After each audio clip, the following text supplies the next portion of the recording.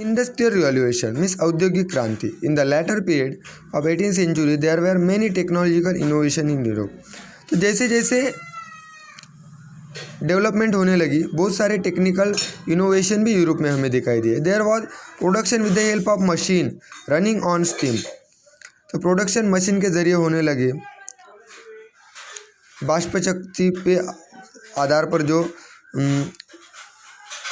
Machine थी वो चलने लगी. The cottage industries were replace by big factory. जो कॉटेज इंडस्ट्रीज थी उसकी जगह बिग फैक्ट्रीज ने ली. Machine came to be use instead of handloom.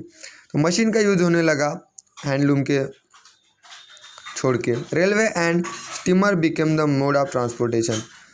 तो जो स्टीमर है रेलवे है वो ट्रांसपोर्टेशन के लिए यूज होने लगा. The age of machine begin that is known as industrial revolution.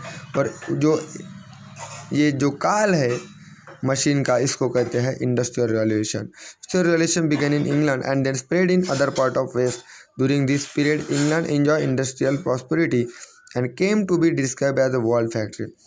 Industrial revolution began in England. Industrial revolution कहाँ पे स्टार्ट हुआ? इंग्लैंड में.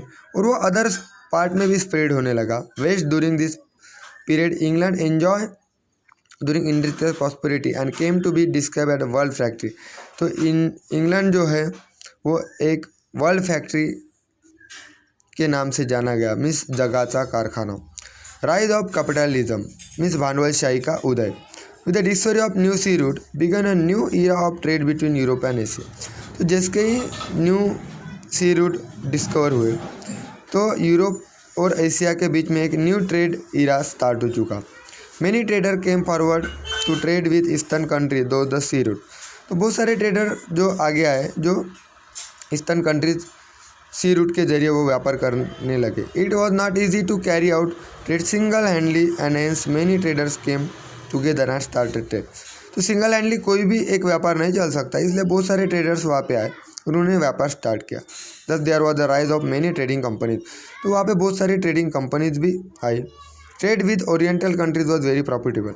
जो पौरत्य जो देश है उसके साथ जो ट्रेड था वो प्रॉफिटेबल था and responsible for economic prosperity. Economic दृष्टि से वो अच्छा था. Hence European rulers started giving military protection and trade concession to this trading company. तो जो यूरोपियन रूलर्स थे उन्होंने क्या किया? मिलिट्री प्रोटेक्शन और ट्रेड कंसेशन देना स्टार्ट किया ट्रेडिंग कंपनीज को. This led to accumulation of wealth in Europe. और इसके लिए यूरोप में ज़्यादा से ज़्यादा पैसा बढ़ा. This property was use in the form of capital for trade and commerce will lead to rise of capital economic system in Europe. तो इसकी वजह से यूरोप की प्रॉपर्टी बढ़ने लगी और trade commerce Capitals economy system है यूरोप की वो सबसे ज़्यादा होने लगी. Okay, thank you.